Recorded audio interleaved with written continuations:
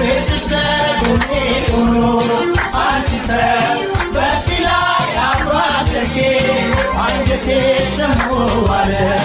ያገሬ ላውጋሽ እንዴት አድርጌ አለኔማ አትዘግኝ በራሴው ተፈጥሮ ካላወኩሽ ኑሮ እዘኝልኝ አፍቅሬሽ ተጎዳው በጣም